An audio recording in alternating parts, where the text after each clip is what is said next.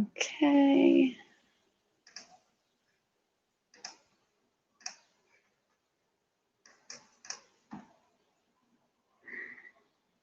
Okay. Whoops. That's not what I wanted to do. Can everyone see this? Maybe if you can let me know. Yeah, I can see it. Looks good. Yeah? Yep. Okay. Perfect. I know that box might be up in the middle, but okay. So as you know, I can't see the chat box while we're going through this. So if anyone has questions, wants to answer a question, wants to take part in a discussion, I have done a little bit of a discussion within this as well. Please just unmute your microphone and say whatever you need to say at any time. Stop me whenever, okay? So today we're going to talk about your self-care. I have been practicing yoga since 2012 when I was in university at UBC. So I fell in love with it then, and then I realized last year as I was traveling in Costa Rica that my moments of my most peace and gratitude and reflection were when I was doing yoga. So I got home from Costa Rica and I decided that I was going to do my yoga teacher training. So I did my 250-hour yoga teacher training at I Am Yoga in Toronto last summer. And I was about to start my mentorship there. However, COVID began and couldn't really do that. So I'm looking forward to getting back to that. But I continue to use yoga as my own self-care. So I'm doing kind of online classes. I do a bit of my own self-practice. And I am taking a virtual yoga training at the moment. So that's just a little bit about me and where I'm coming from. So I really want you to take out of this presentation maybe a couple of strategies that you can use, whether it be actually incorporating yoga into your life or maybe some of the principles of yoga. So the mindfulness and breathing. And so we'll talk about that as well.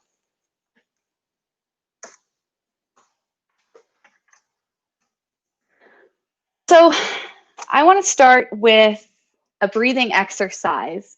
And I'm hoping that this exercise will demonstrate some of the benefits and some of the principles of yoga. So I'll have everyone, as best as they can, try and participate in this experience, and then we'll have a bit of a discussion after. So for this exercise, you can complete this exercise with your eyes open. I would recommend, if you're keeping your eyes open, just to gently gaze at the screen, maybe on the diagram. But if you can and you feel comfortable closing your eyes, I find it very powerful to kind of go inward while we're doing this experience. So if you can close your eyes, close them, or just keep them gently on the screen in front of you. Just take a moment to first settle into your chair, or maybe you're on a couch, but just notice all of the points of your body that are in contact with the surface. Maybe it's the bottom of your thighs along the chair, your feet on the ground, maybe your feet on a footrest. Notice the feeling of your backrest. And then notice your energy level today. Are you feeling more active? Or maybe today you're feeling tired? And not judging how you're feeling or trying to change it, but just acknowledging and recognizing where you're at today. And taking that awareness from your energy and how you're feeling, taking that awareness to your breath. So start again just by noticing your breath. Notice where it's naturally flowing. Are you breathing deeply? Or maybe it's more shallow. Maybe it's more in your chest, or maybe it's flowing further down into your stomach. So just start by noticing. And as you are noticing and you're moving your attention throughout this exercise, just remember that thoughts will arise in your mind because that's what our mind does. But this exercise is about acknowledging the thoughts and then trying to let them pass. So if you like to imagine your thoughts as if they're clouds passing in the sky, not trying to create meaning or place judgment on anything that arises, but just allowing yourself to be where you are. Now that we've taken some time to settle in, we'll move that spotlight of attention towards the feeling of our breath. So trying to deepen the breath further down. You can take a cleansing exhale out your mouth. And then inhale, taking it all the way down to your belly, noticing the expansion of the rib cage and then the collarbone, and pausing for a second. And as you exhale, you're allowing it to follow the same pattern. So it leaves your belly and your rib cage and your collarbones.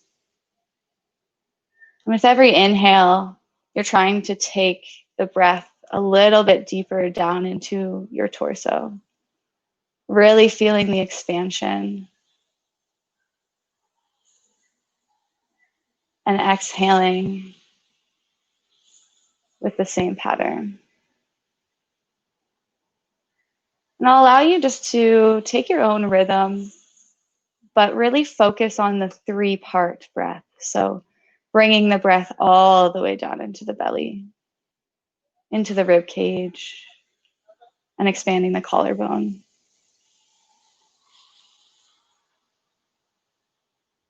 And continuing here for a couple of more breaths, remembering to bring your attention back to the feeling of your breath as it flows through you.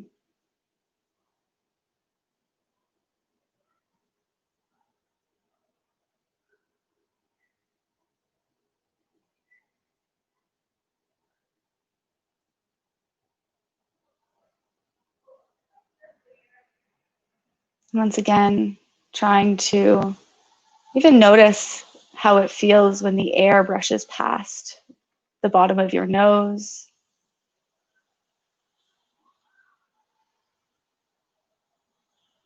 Bringing yourself back to the present moment.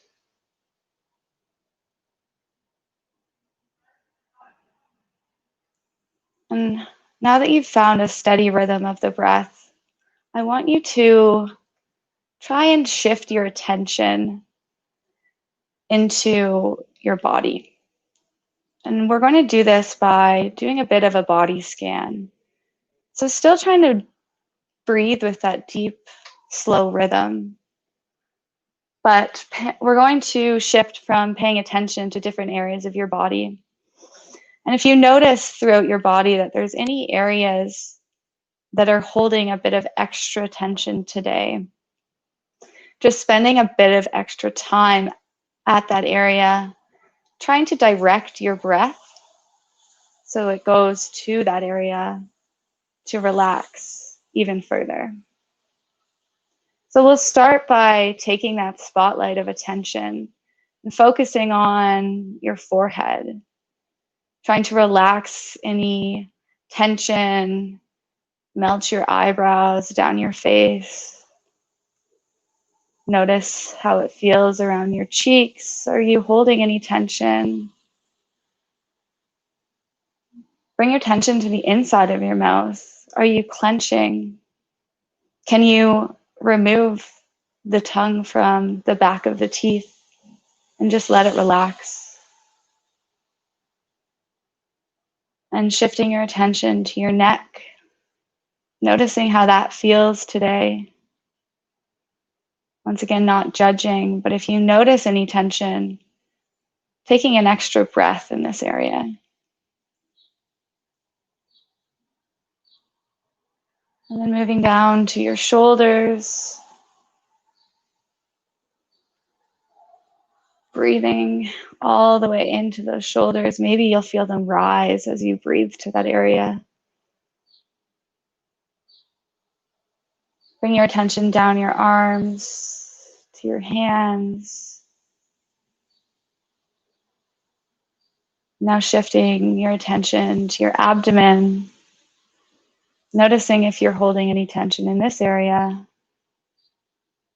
Just allowing yourself to relax as the breath expands all the way down to your pelvis.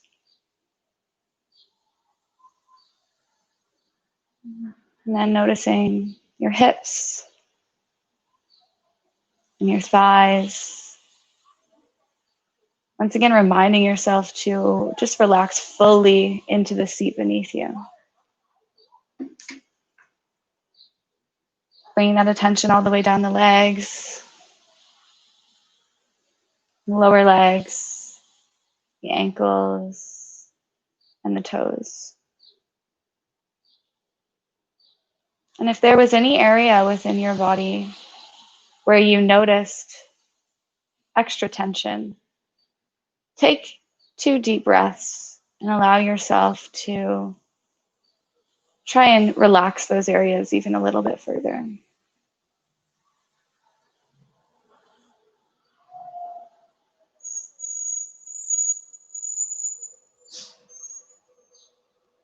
And sitting and breathing for as long as you'd like. And when you feel ready to exit the exercise, start by just wiggling your toes and your fingertips, bringing that awareness from the breath to the body,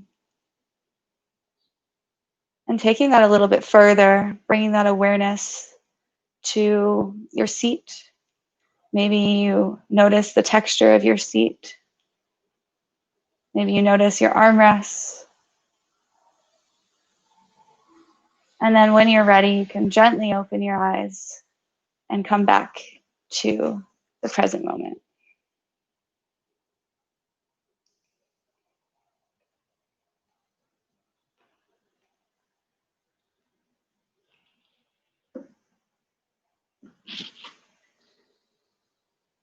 So I hope everyone enjoyed that experience. I want to have a bit of a discussion. If anyone's willing to share what that experience was like, maybe noticing, I had you pay attention in the beginning to how you were feeling energetically, to how your breath was feeling. Do you notice any differences from the beginning of the exercise to the end of the exercise?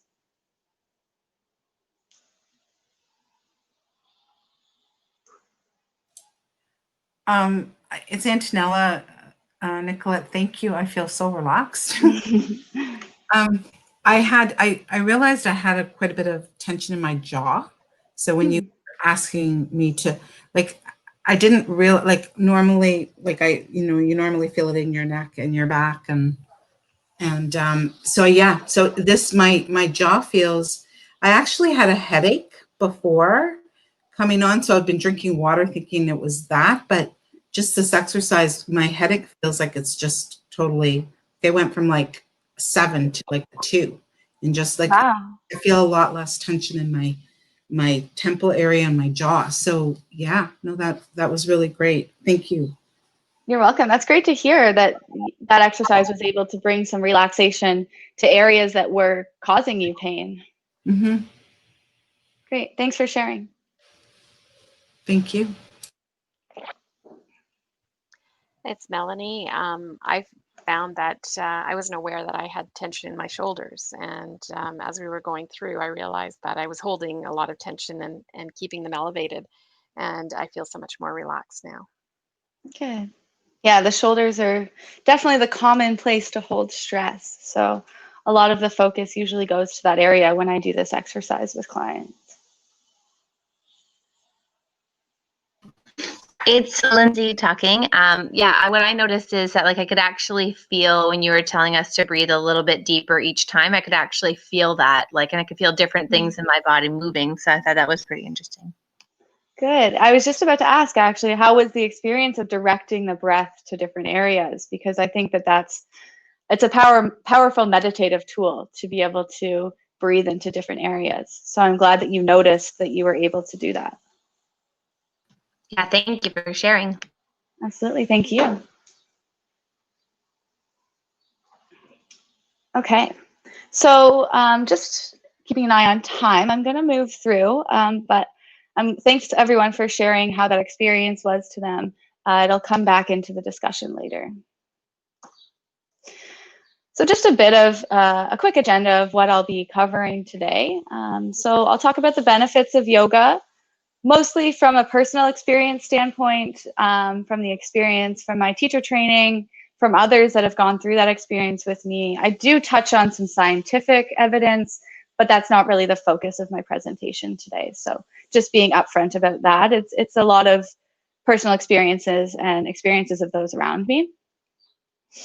And then I talk a little bit about the styles of yoga. If you're interested in adopting a practice of yoga, there are different styles. So we'll quickly talk about that. And then I'll talk about mindfulness. I don't know if I saw if Jennifer was on the line, but I wanted to acknowledge and thank her. I did use some of her content from her mindfulness presentations. So thank you for that. And then we'll talk about how to practically incorporate yoga and mindfulness to be self-care tools for yourself. And then I do leave you with a few resources. So first, we'll talk about the benefits of yoga. This section is probably the longest, and I could probably go on forever about the benefits of yoga. I'm pretty passionate about it. But I'll start just by saying that yoga has been studied in the research since kind of back to 20th century. Before the 20th century. And this evidence comes from a book called Your Brain on Yoga, written in 2012.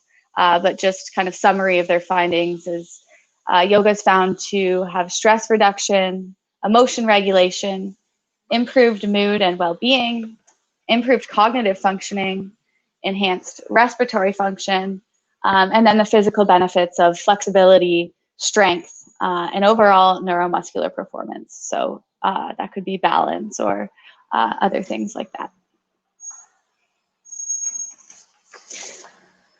So now I also want to say that yoga is, when people think of yoga, they usually think of kind of the physical practice of yoga, putting yourself into different postures, sitting and breathing. But in the Yoga Sutras, there's actually many different aspects to yoga. There's 8 different limbs to the yoga that I study. And the physical practice, which is called asana, is only one of them. Breathing is another one, so I do touch on that. But I just wanted to acknowledge and honor the kind of historical roots of yoga, that it's not just about the physical practice. They also outline kind of how you interact with yourself, others, and the world. So that's all part of it, but we're focusing mostly on asana and on breath. So my biggest, I think, personal benefit from yoga has been introspection. And what I mean by that is being able to turn your attention inward. So you notice that in the exercise, we were bringing that spotlight of attention from the external world or the environment around us to our internal world.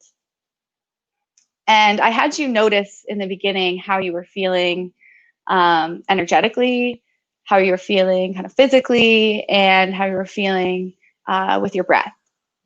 So not only are we able to be more attentive to how we're feeling physically, but I find that yoga helps us to increase our knowledge on the other kind of automaticities of our mind, our thoughts and our emotions. I think a powerful thing, and if we're talking about the physical practice of yoga, is looking at what are the similarities between how you show up in a yoga practice and how you show up in the world. So looking at how you're reacting when you're put into a difficult posture. Are you pushing yourself past points of pain in the pursuit to kind of look a certain way, or the aesthetic of the shape? Or are you more there for relaxation? Are you judging yourself? It can help to notice what you're focusing on when you practice. Are you focusing on yourself or those around you? And like I said, often the times that, or the ways that we are showing up in yoga is how we show up in the world. So with consistent practice, we can learn to shift those tendencies. You're practicing in yoga to be more compassionate towards yourself, to where you're at that day. You're learning to be non-judgmental and just overall more aware. So with that consistent practice, we can learn to be more compassionate towards ourselves. We can learn to better respect our bodies and what we need on any given day. Sometimes you need a vigorous practice and you need to increase your energy and sweat it out. But sometimes you need just restorative, meditative practice. So I think it also helps with incorporating balance, even on and off the mat within our life. That's something that I've learned a lot of, is trying to find balance by using yoga.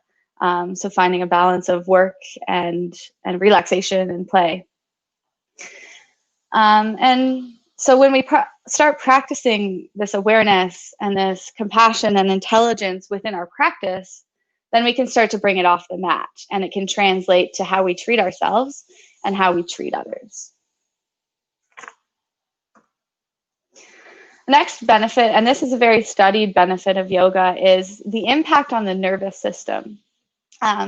So it's not new knowledge to everyone. We know what fight or flight is, the sympathetic nervous system and the parasympathetic nervous system. So if you can think of what happens when your sympathetic nervous system is activated, you might have an increased heart rate, an increased rate of breathing, sweating. It's harder to manage our thoughts when we're in this fight or flight response. So really what yoga is doing is we're using deep breathing and these postures to help focus our attention and actually activate that rest and digest system, allowing our body to relax. And then talking more about deep breathing. So I really like the 3-part breathing that we did in that exercise. So noticing in your belly and then your rib cage and then your collarbones really allows you to expand even further. And deep breathing has had researched impact on parasympathetic nervous system activation. So I'm sure that some of you use these techniques either yourself or with your clients to help them with managing anxiety. I also really like to note that during a vigorous yoga where we're holding postures for a long time, they might be uncomfortable.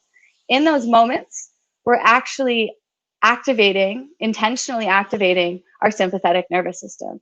So either we're holding a posture for a long time or we're flowing really fast. So our heart rate's increasing, our breathing rate is increasing, we're sweating. But what you're doing in that moment is you are focusing on your breath, and you're using your breath as a tool to activate the parasympathetic nervous systems during this intentional, almost anxiety activation. So I think that that's a powerful tool that to talk about with people who do yoga, is that you're using your breath in the practice to activate that PNS, but you can actually take that off the mat as well and use that deep breathing when you're feeling that activation elsewhere in your life. And then finally, I just wanted to mention forward folding. So there's a lot of bending forward in yoga.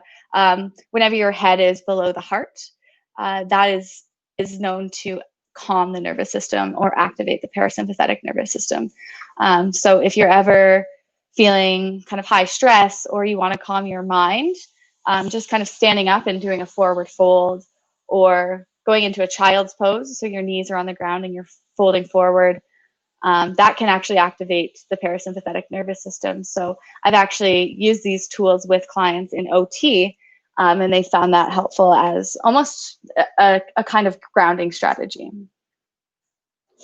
But as you practice more and with regular use of these techniques, I think overall that we can become more in control of our nervous system.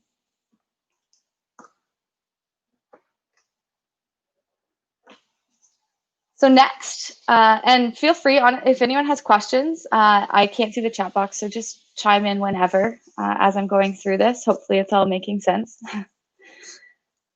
This slide is focusing on the power of breath. And I've just talked about the power of the breath in activating parasympathetic nervous system, decreasing kind of anxiety reactions. But really, the breath is so powerful. And I really like that 3-part breath because we're expanding even more. But then also reflecting on when we did directing the breath to different areas during the body scan. And you know that you can't physically direct your breath down into your toes, but it's almost that visualization, which helps to anchor or focus the attention, which is basically what meditation is.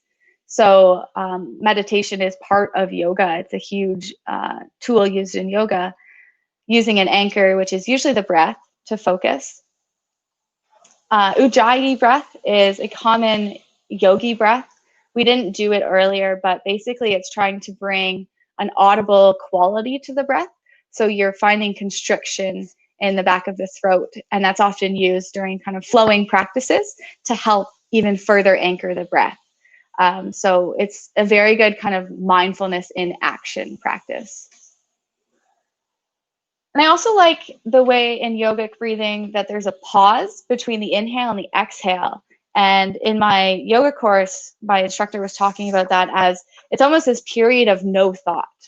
During the 1 to 2 seconds where we're pausing between inhale and exhale, our mind, and I encourage you to practice this if you're doing your own deep breathing, is add that pause and just notice that really there is no thought during that time. And then finally, I think another powerful quality of breath is that breath is an involuntary bodily process that we can control if we choose to. So we talk to clients a lot about looking at what you can control and what you can't control and trying to let go of the things you can't control. But breath is always going to be one of those things that you can control. So if you're feeling overwhelmed or all these situations in your life you're not able to control, really taking a pause from those situations or the anxiety and controlling your breath and just sitting with your breath.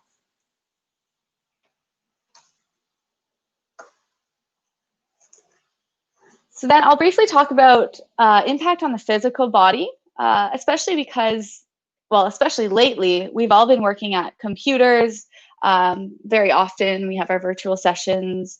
Hopefully you have a good ergonomic setup, but it's really good. I think yoga is a great tool to help release tension in those areas, whether it be the physical practice where you're actually moving into, shoulder opening and hip opening postures, but even that exercise of the body scan, allowing yourself to be more aware of the tendencies that you have. Where do you hold stress? How can you direct your breath to that area to relax or actually stretch the area? And I think that that's an important part of yoga. You're really loosening up all of those areas. Not only do you find stretch in yoga, there's always components of strengthening as well. So whether you're in a standing kind of warrior or lunge position, you're building strength in your legs. You're always bringing attention to core.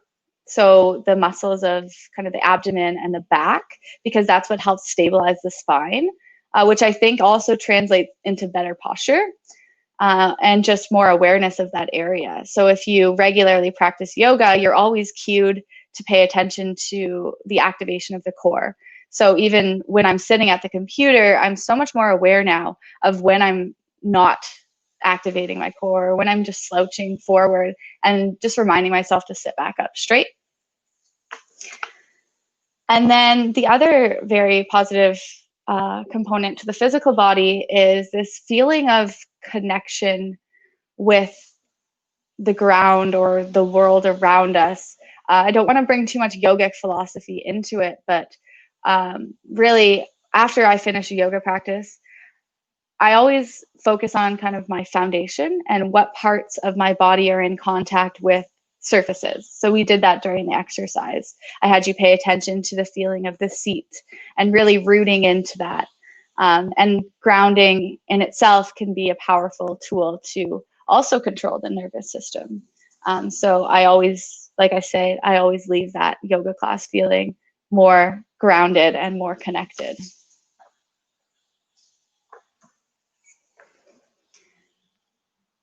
So finally, the one other benefit is that basically what yoga is it's meditation in action.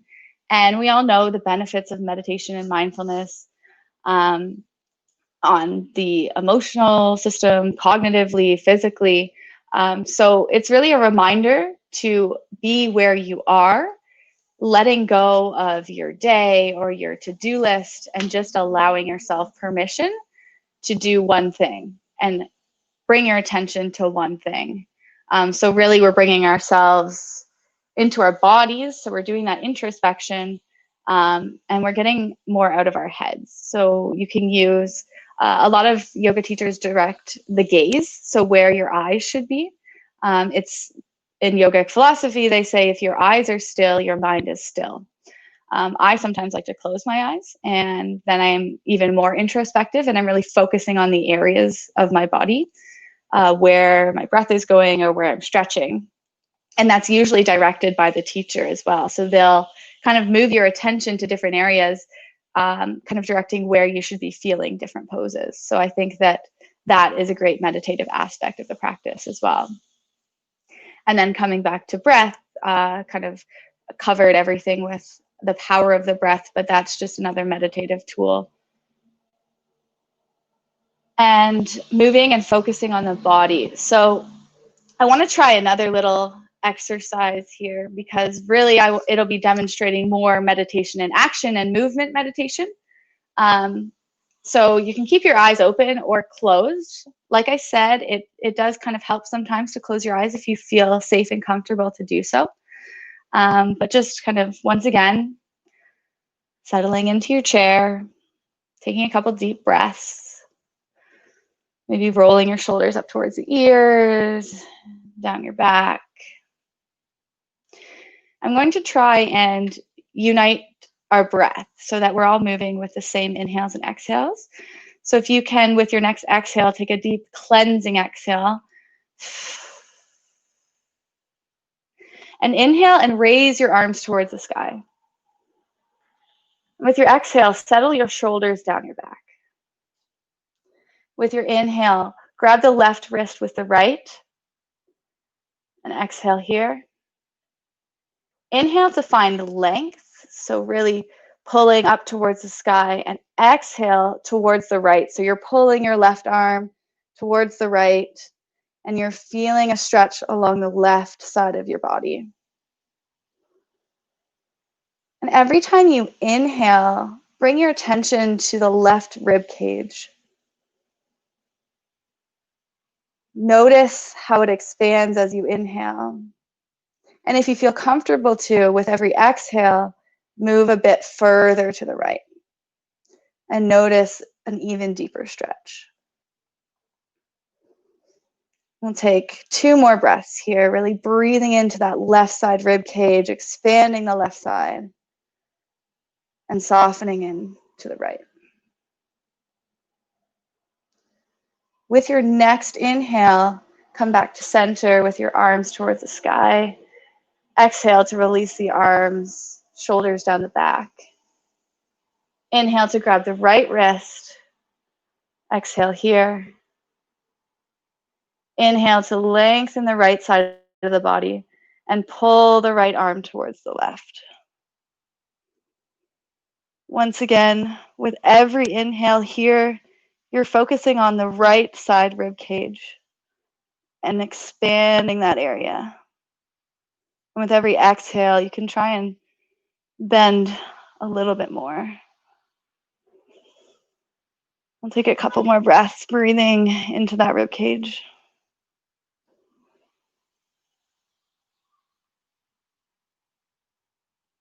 And with your next inhale, coming back to center and releasing your arms. And you can take another breath before opening your eyes.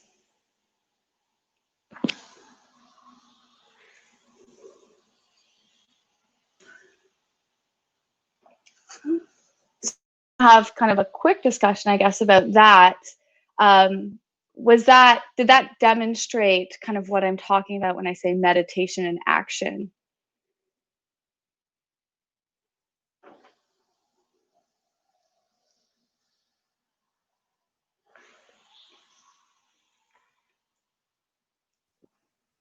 Yeah, I felt like I could really focus on the parts of my body, and as I'm going through stretching further, but you really don't think about anything else but what your body is, so it's kind of really takes your mind off any other thoughts. Mm-hmm. Yeah, and I think that's so powerful about yoga, because if you have a good instructor, they really are bringing that attention to the areas that are important and taking your attention out of your mind.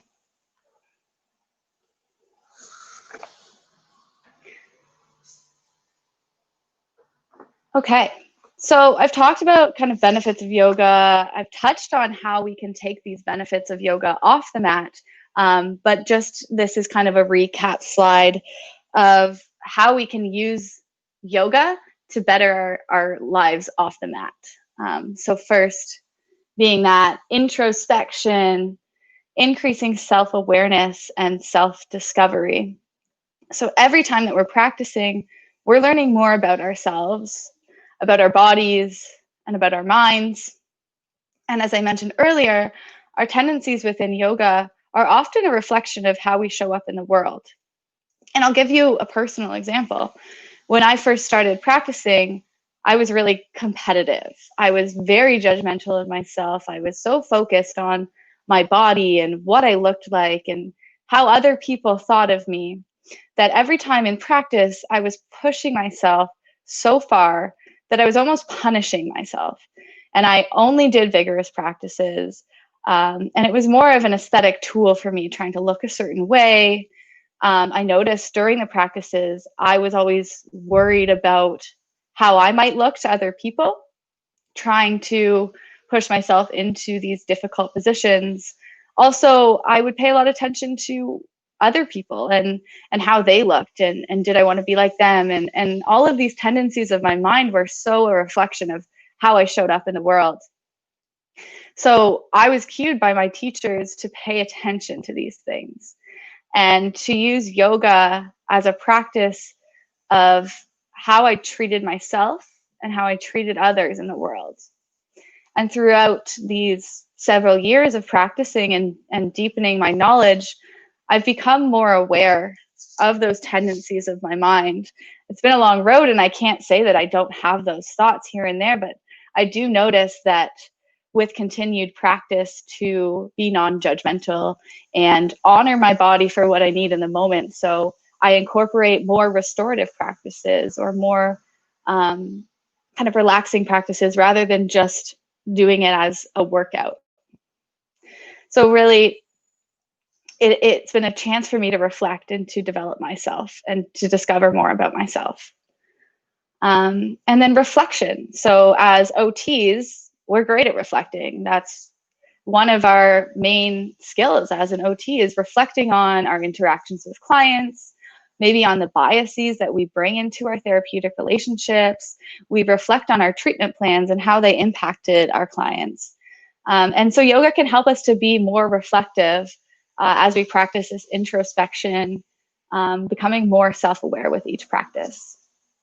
And then, like I said earlier, as we are practicing this acceptance, this non-judgment, and this compassion towards ourselves, our bodies, and our emotions during our yoga practice, we can actually bring these positive qualities into our lives. So how we're treating ourselves, but also how we're treating other people, so that it can actually enhance relationships with other people.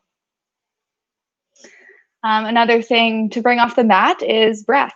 So using the qualities of the breath from a yoga practice, so that deep 3-part breath, incorporating the pause between inhale and exhale, really focusing on how the breath moves through our body is a powerful tool to focus our attention and actually decrease any sympathetic nervous system activation. And that what goes along with that is grounding strategies as well. So I'm sure you've talked to clients about using grounding strategies, or maybe you use some grounding strategies in your own life. But I think that yoga helps to enforce those, because I feel how grounded I feel after a yoga practice. And so by taking a moment to sit and to breathe and to notice the areas of my body that are supported by different surfaces, that's been a powerful grounding tool for me.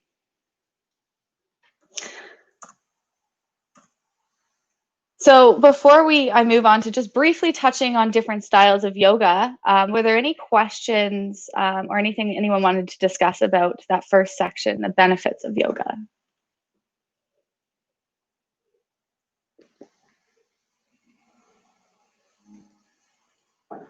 Okay. So, like I said, I'm just going to briefly touch on the styles of yoga in case what you're aiming to take out of this presentation is to actually start a yoga practice. Just being aware that there are many different styles. This isn't an all-encompassing list. If you want to look into further explanation, simply Google styles of yoga, and there's a really good, the first resource is really good if you want to explore even further. But basically, there's different styles. So vinyasa is more of a flowing, you're synchronizing your rhythm with the breath, mindful movement. So it's less long holds of postures and more movement. And then there's hatha, which is longer holds of postures. It's less flowing, but more static, but still can be very strengthening. Yin is actually meant to stretch connective tissue. So getting past the point of stretching the muscles, and it's actually meant to stretch connective tissues. So you're holding postures for a very deep, very long time. And then restorative or guided meditation. So in these practices, you're being led into postures where you'll hold these postures for, I'd say usually around 10 to 15 minutes, but you're not meant to be holding any tension or to stretch any area of the body. It's really about guiding that meditation, relaxing the body, relaxing the mind. So my tip to anyone who's looking to start incorporating yoga into their life is to switch it up and to not just do one style of yoga, because that's where we can help find that balance as well.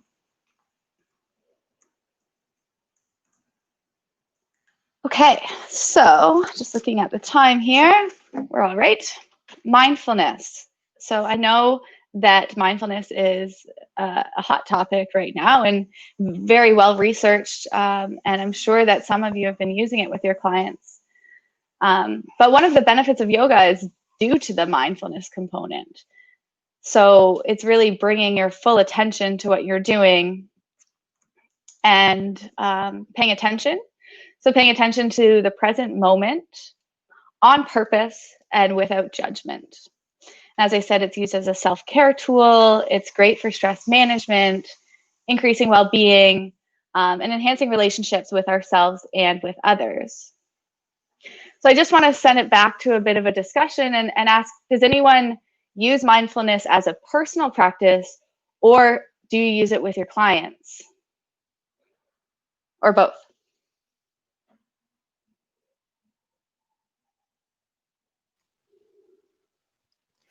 I use mindfulness as a personal practice, and I find that the more I do it, the better I feel. When I get off track and I don't do it on a regular basis, it's harder to again get back to being able to practice well. I have used it with clients as well in the past, in terms of recommending it for them, and trying to do some basic exercises with them. Great. And have they found benefit to that as well? It's interesting because I find that it's really personal. That's been my experience. Some people respond really well to visualization, like doing different types of mindfulness exercises. And to me, I never know who's going to respond to what. Yeah. So yeah, it has been a very individual response.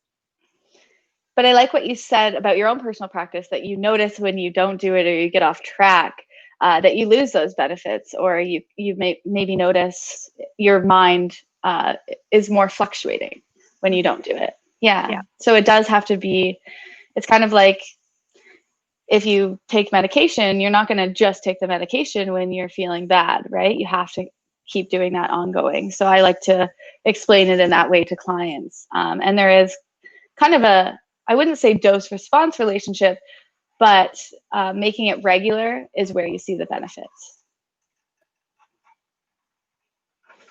Anyone else?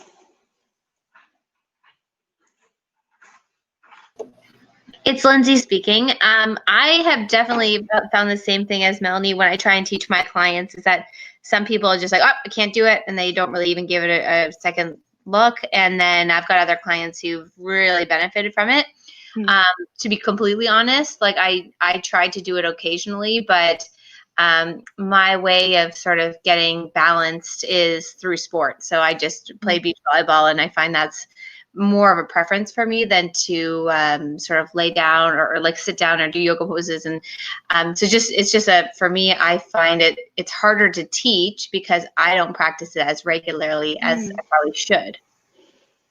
And that's a good point, right? I do find it easier to teach when you have noticed the benefits yourself. And you really do have to find what works for you. So when you say sports, you're probably being pretty mindful when you're playing sports too. So there might be a component of it that you're bringing into sports as well. Yeah, I would agree with that. I think, obviously it's different. And obviously I'm not going to tell my clients that they have to get into beach volleyball. So yeah. It's a different way of looking at it. But no, I have certainly tried it in the past, and I just don't do it as regularly as I know I should, because I know it is beneficial when I have done it. Yeah, but if you're able to kind of manage in other ways, and you also might be using it and not knowing it. So I like to then talk about, there's formal practices of mindfulness, but there's also informal practices of mindfulness. So formal being that meditation. So using an anchor to guide attention. So either using the breath, maybe a sound, maybe you're doing a guided meditation. Some people use mantras, so that's just a repeated phrase in your mind while you're sitting and breathing to help focus the attention or set an intention. And then there's visualization as well, which can be a powerful tool. And I would agree with both of you that it is very personal. But anytime that I'm trying to promote this exercise or this practice to clients, I always say to start slow, because it's very hard to tell someone who's never practiced meditation or mindfulness to go and sit for 10 minutes and focus on their breath. That can be very anxiety inducing. And some days I can't do 10 minutes. So I tell people, start with 3 minutes a day where you just sit and you breathe. And that can be a meditation practice. Or if that's not accessible to someone, finding informal ways to be more mindful. So it's really using all of your attention, all of your 5 senses while you're completing certain activities. For example, eating or walking, showering, bed making. So I find that when I am working with clients who don't find meditation to be accessible, that I try and get them to kind of incorporate it in a more informal way. Thanks again to Jennifer for this slide. I really like this diagram here. Okay, so now I'll talk about how to kind of actually translate this into self-care for yourself. So incorporating yoga can be very powerful. There are online classes available right now for free. I do have some resources at the end if you're interested in that. 30 minutes or 1 hour of formal yoga practice. Choosing a time of the day to do that. Some people prefer it in the morning because it's a way to ground themselves and center themselves before they start the day. Some people like lunchtime, so it's a great break, kind of giving yourself a pause, allowing yourself to step back from everything that you've been doing or everything that you have to do. And then you could do it in the evening. I think that that's also great, especially if you're a computer user, kind of finding the evening practice is a way to really let go of your day. And if you have other obligations or responsibilities, such as parenting, it gives you this break so that you're not automatically going from work to being with your family, but you actually have a bit of time to recenter yourself and let go of everything that happened that day. Meditation, also a great practice. So using the breath as an anchor. So how we just did that guided meditation. But if you don't want to do it guided, really focusing on the movement of your breath and the expansion of the breath through the body. But there's also phone applications for guided meditations. And I also have in here for that. And mindful activities. So the more of the informal mindfulness. So can you go for a mindful walk every day? Can you commit to eating one thing mindfully a day where you're not working and eating at the same time, you're not watching TV and eating, you're really sitting and appreciating how your food looks, how it feels, how it tastes, and just focusing your attention on that. Or any of the other ones, so showering or bed making, washing the dishes, just finding a time to be mindful throughout the day.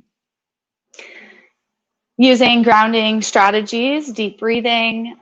So I think Jennifer was talking about this in her presentation. The 5, 4, 3, 2, 1 is a good grounding strategy. So 5 things you can see, 4 things you can touch, 3 things you can hear, 2 things you can taste, and 1 thing you can smell.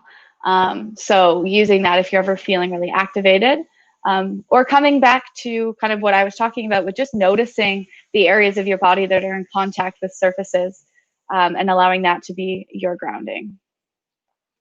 And mindful movement breaks. So how we did kind of the arms up, inhale, stretching a certain area, that could be something that you incorporate in your day. Not only does it help to release the tension that builds up as we work on the computer, but it also is a mindful moment for us to kind of center our attention again. I also like mindful neck rolls. So pairing your inhale with moving your neck or your head forward. And as you exhale, you're bringing your head back and feeling the stretch as you're breathing. So I find pairing breath with movement is one of the most powerful things that I take out of yoga as well. Okay, what time is it? Okay, so we're getting close to the end. I've left you with a couple of resources, but you can review these now or later. The yoga resources, so yoga on YouTube, yoga on Instagram. I Am Yoga is a studio that I went to. They offer 30-minute free sessions, one daily, and they have a variety of practices. So someday it might be more of a meditation, restorative practice, and someday it could be a vinyasa core flow if you're looking for a bit more exercise. And then there's phone applications as well. Most of them are paid. Most of them will offer a free trial if it's something that you're interested in trying. And then mindfulness resources. Mindful.org is a great resource for anything mindfulness. And then I've got a few phone applications there, some free, some free, some paid. And then on the Gowan YouTube, I've done 2. I've done a walking meditation and a breathing meditation if you ever want to access those. So I know that we are kind of out of time, but I can stick around if anyone has any questions or comments. Thank you for listening to me for the past hour. I hope that you found something within the presentation that you can add to your life or bring into as a self-care strategy, or just thanks for listening to me ramble about yoga. Thank you very much, Nicolette. I think it was really great to hear more about the official sort of benefits of yoga and to have a better understanding of why yoga is something that people do feel so passionately about in terms of maintaining their self-care. So I found it very helpful myself, and thank you so much for putting the information together. And Thank you. Does anybody have any questions for Nicolette? Nicolette, it's just Antonella. Could you put the slide back where it was? I was just writing it down and went quickly. The one before that, there was just the free, Yoga Tree Studios. Okay, and then the other free ones on the other. I'm looking at all the free. Yeah, no problem. Okay.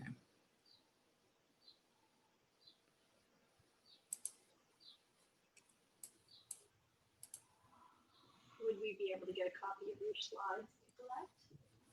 Yeah, absolutely. I will upload them to Dropbox and you can distribute them if you'd like.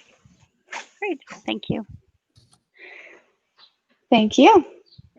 Any other questions? No, that was amazing. Yeah, thank you very much. Thank you, Nicolette. Thank you. Thanks all. Have a great day. Thank you. You too. Thanks. Bye. Bye. Thank you.